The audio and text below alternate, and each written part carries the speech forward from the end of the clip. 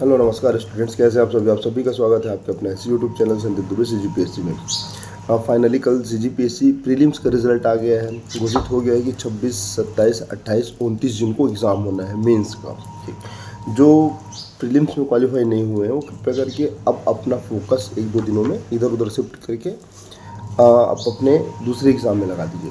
Like अगर आपके पास ADO है या फिर CGPSC परिचारक है, CG व्यापम परिचारक है या CGPSC ASI, तो आपको जिसमें फोकस करना है उसके भी आप सब तैयारी करिए। बट वो कैंडिडेट जो मेंस के लिए क्वालिफाई कर चुके हैं वो डेडिकेशंस के साथ अपना पूरा बल के साथ अपना पूरा दम के साथ CGPSC मेंस में लग जाइए। ठीक, आपके पास मैच आज की तारीख है 12 तारीख है, मालूम 12 तारीख और आपका एग्ज़ाम है 26 जून को। लगभग 60 से 70 दिन है।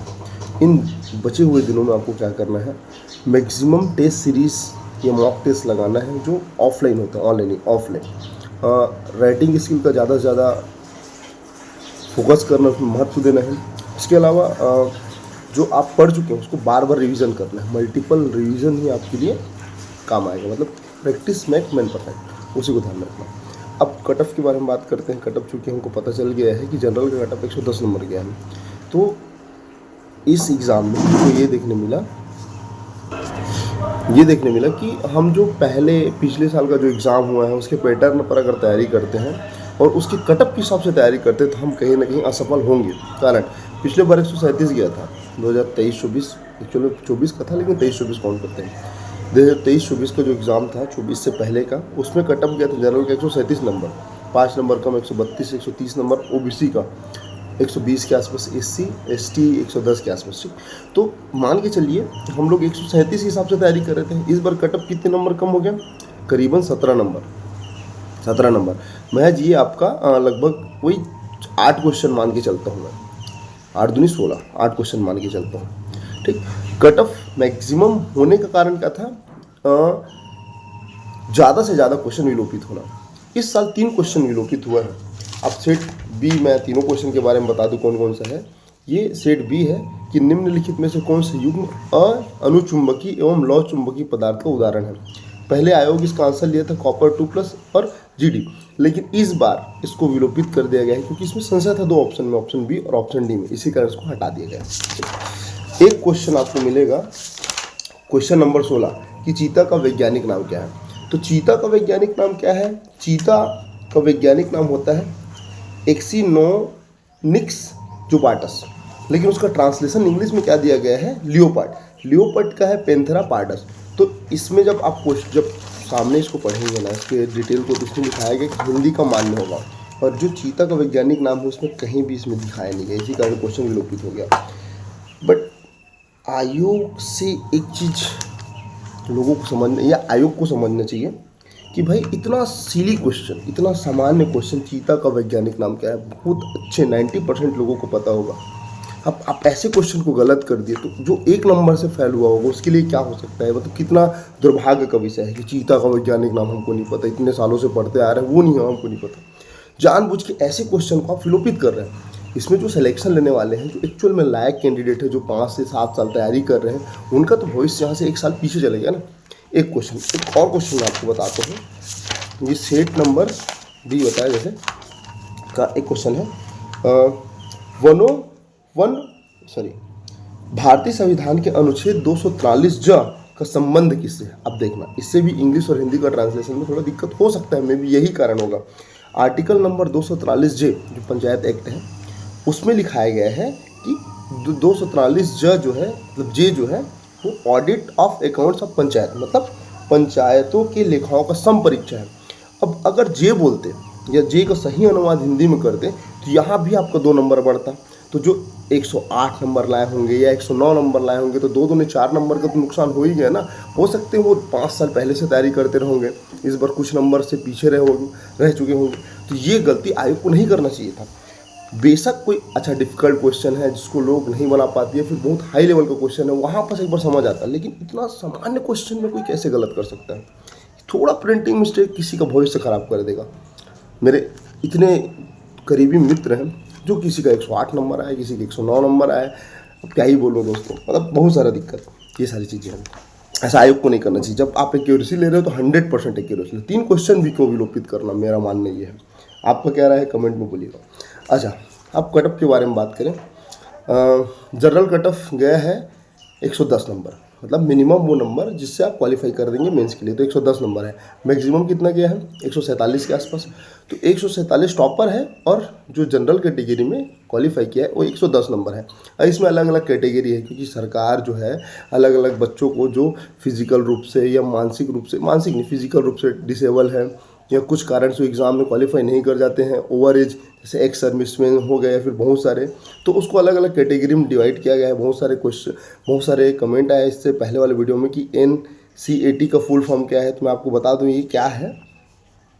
देखो, राष्ट्रीय सृजनात्मक योग्यता परीक्षा NCAT ऐसा कार्यक्रम है जो छात्रों में रचनात्मक सोच को बढ़ावा देने और उसकी प्रतिभा को उजागर करने के लिए डिज़ाइन किया गया है। IIT बॉम्बे द्वारा डिज़ाइन किया गया है, जिसको सीखने पढ़ने या आगे बढ़ने या नौकरी में उनको फ़ायदा मिलता है। ठीक, तो ये है NCAT, मतलब चाहे SC ST कैटेगरी में जो शारीरिक रूप से विकलांग है, जिसको PH बोलते हैं ना, तो SC या ST PH NCAT, तो उसका मतलब यही होता है। तो इसको थोड़ा समझिए, ज़्यादा कुछ है नहीं। ठीक, अब बात करते हैं कटअप के ऊपर। ये तो रहा जनरल का कटअप। अच्छा, OBC कटअप कितना है? OBC कटअप चूँकि मेंशन होता नहीं है इन जनरल, इसमें देखना पूरा लिस्ट में दिख जाएगा। URO, UROE, फिर फीमेल, फिर एक्स सर्विसमैन, फिर एक्स सर्विसमैन में PH, तो ये सारी चीज़ें हैं। तो ये तो चीज़ें हैं। अब महिलाओं में कटअप कितना गया? महिलाओं का कटअप कितना गया? महिलाओं का कटअप गया 112 नंबर, मतलब पुरुषों का 110 नंबर और महिलाओं का 112 नंबर। मैक्सिमम महिलाओं में 112 नंबर है। ठीक, लगभग 111-12 वेरी कर रहा था, सॉरी 141 नंबर टॉपर है महिलाओं में। टॉपर जो 141 नंबर, ये तो रहा जनरल पुरुष और महिला। एक्स सर्विसमैन के बारे में बात करूं तो इनका कटअप गया है 66 नंबर। 66 नंबर महिला एक्स सर्विसमैन का कटअप गया है, जिसमें लगभग 75 पोस्ट थे, और उसमें जितने कैंडिडेट होने चाहिए उतने इनको मिल नहीं पाए, 29 के आसपास मिले। तो ये सारी चीज़ें हैं। अच्छा, और उसके बाद PHE, PH, URPH, बहुत सारी चीज़ें, इसको तो आप स्किप करके चलिएगा। URPH, NCAT, ये सारी चीज़ें हैं। तो ये अलग अलग कैटेगरी हैं जिसके हिसाब से कटअप गया है। तो ओवरऑल मैं बात करूँ, जनरल पुरुष 110 नंबर, महिला 112 नंबर, एक्स सर्विसमैन 66 नंबर। ठीक, SC का कटअप गया है 93 नंबर। ठीक, 93 नंबर SC का कटअप गया है, और महिलाओं में ये जो कटअप गया है वो लगभग 99 नंबर, मतलब ये भी ज़्यादा है। महिलाओं का कटअप इस बार हाई गया है, क्योंकि इस बार पढ़ने लिखने वाले या महिला एम्पावरमेंट बढ़ते जा रहा है। अच्छी बात है, सशक्तिकरण हो रही है। एक्स सर्विसमैन इसमें तो शो नहीं किया गया है, ये सारी चीज़ें हैं। अच्छा, OBC कटअप के बारे में बात करता हूँ। मेरा एक मित्र है जिनका लगभग 104-5 नंबर आ रहा था, हो सकता है विलोपी 3 क्वेश्चन हुआ तो 105-106 के आसपास रहा होगा। तो OBC कटअप में मान के चलता हूँ 105 नंबर के आसपास, फिर भी मान लेते हैं क्योंकि वो सामान्य में आ गए, फिर कुछ और कारण से शो नहीं होता। तो इनका कटअप मैं मान के चलता हूँ 105 से 106 जो OBC कैंडिडेट हैं उनका चयन हुआ है मेंस के लिए, ऑलमोस्ट ना नियर अबाउट। महिलाओं में ये भी 107 हो सकता है, क्योंकि OBC चाहे महिला रहे या सामान्य महिला रहे, SC या ST महिला रहे, सब में कटअप महिलाओं का ज़्यादा गया है। तो इनका भी लगभग 106-107 के आसपास ही रहा होगा। ST कटअप गया है, पुरुषों में गया है 80 नंबर और महिलाओं में गया है 88 नंबर, फिर से ज़्यादा महिलाओं का। और इसमें जो एक्स सर्विसमैन उनका गया 48 नंबर। ठीक, अच्छा एक 1 मिनट ना, यहाँ पर ना OBC कटअप भी बताया गया है, जैसे मैंने बताया OBC कटअप 105, हाँ 105 नंबर OBC, और महिलाओं का कितना गया है 107 नंबर। तो पुरुषों में OBC कटअप 105 और महिलाओं में OBC कटअप 107, और एक्स सर्विसमैन का कटअप गया है इसमें 63 नंबर। और जो PH NCAT वाले हैं ना, लगभग उसमें कम ही कैंडिडेट मिलेंगे आपको। ठीक है, उनका जो कटअप गया है 81 नंबर, और इसमें महिलाओं का कटअप गया 76 नंबर। तो ये सारी चीज़ें हैं। ठीक है, मेरा उद्देश्य इस वीडियो को बनाने का ये था कि कटअप तो चलो समझ गए, बहुत लोगों का डाउट था ये वो दुनिया भर का। मेरा सबसे बड़ा क्वेश्चन है आयोग से कि आप ऐसे सिली क्वेश्चन को आप विलोपित कर देते हैं, जिस वजह से वो कैंडिडेट जो बहुत ही कम नंबर से क्वालिफाई नहीं हो पाते, उनका फ्यूचर तो स्पॉइल हो जाता है। आपने इस बार एक्यूरेसी प्रीवियस ईयर के कंपेयर में बहुत अच्छा मेंटेन किया, बहुत ही अच्छा मेंटेन किया, नो डाउट। पिछले बार तो 10 क्वेश्चन विलोपित हुआ था, 90 में रिजल्ट आया था। आप हॉस्टल वार्डन को देख लो, उसमें भी लगभग 6 से 7 क्वेश्चन है, 10 क्वेश्चन से भी ज़्यादा क्वेश्चन विलोपित हुए थे। परसेंटाइल बढ़ जाता है, नंबर बढ़ जाते हैं, लेकिन नॉर्मलाइज मार्क्स बढ़ता है, ना कि नंबर। अब ऐसे कैंडिडेट जो ये तीनों क्वेश्चन सही करके बैठे होंगे तो 6 नंबर जोड़ के बैठे रहे होंगे। चलो एक क्वेश्चन तो मान ही लिया कि गलत होगा, लेकिन 2 क्वेश्चन मतलब 4 नंबर मतलब जो 108 ला रहा है वो 112 लाता, ठीक। तो यहाँ पर उनको नुकसान हुआ है। ऐसा बिल्कुल नहीं करना चाहिए आयोग को, मेरा पर्सनली मानना है, क्योंकि इसमें बहुत ही ज़्यादा नुकसान होता है और हुआ भी है। तो ये सारी चीज़ें हैं। अब आपके पास कितना टाइम रहा? 70 दिन में रिवीजन करिए तो मेंस के लिए बात करें। अब अगला बात मैं करता हूँ, अगर जिनका पीएससी प्रीलिम्स क्वालिफाई नहीं हुआ है वो क्या करेंगे? सिंपल बात है, अगर आपको प्रीलिम्स क्वालिफाई नहीं हुआ है तो आप एक एग्ज़ाम पकड़िए, या तो एडीओ पकड़िए, ठीक, सहायक विकास विस्तार अधिकारी, या तो आप सीजी व्यापम परिचारक पकड़िए जो नवंबर या अगस्त के आसपास है, या आप पकड़िए सीजी पीएससी एसआई। उसके लिए क्या करना है, आपको पढ़ाई तो कंटिन्यू स्टार्ट करना ही है। सिलेबस के अकॉर्डिंग पढ़ें, सिलेबस से इधर उधर ना जाए। जैसे एडीओ में पंचायत दे दिया है तो पंचायत पढ़ें, ना कि संविधान। आपको अगर सिलेक्शन लेना है तो आप लिंक से बाहर जाके नहीं कर सकते, ठीक। सीजीपीएससी परिचारक, अगर ये आपका टारगेट है तो साइंस में फोकस करिए। जैसे एक बार आप सिलेबस कंप्लीट करते हैं, कंटिन्यू मॉक टेस्ट लगाइए, नंबर आए मत आए जो भी रहे, लॉयल होकर लगाइए, आपको सफलता अवश्य मिलेगी। एक चीज़।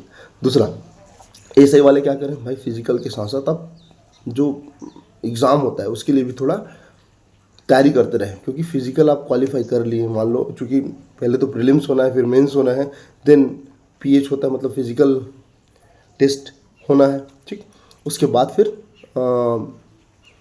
फिजिकल टेस्ट के बाद क्या होता है, सिलेक्शन होता है, फिर इंटरव्यू होता है, फिर मतलब फिजिकल टेस्ट के बाद आपका लिस्ट आएगा, फिर उसके लिए इंटरव्यू कंडक्ट होगा, इंटरव्यू के बाद आपका चयन होगा। तो ये सारी चीज़ें हैं, लेकिन उससे पहले फिजिकल टेस्ट, एबिलिटी टेस्ट भी होता है, जिसमें आपकी शारीरिक मापदंडों के आधार पर आपको आगे बढ़ाया जाता है। डॉक्यूमेंट डीवी होता है, डॉक्यूमेंट वेरिफिकेशन होता है, ठीक। तो ये सारी चीज़ें हैं। तो अब कोई दिक्कत नहीं, जिनका सिलेक्शन हो उनको बधाई, बहुत अच्छे से तैयारी करें। जिनका नहीं हुआ है वो दूसरे एग्ज़ाम, जो भी एग्ज़ाम हो तैयारी करें उसमें लग जाएं।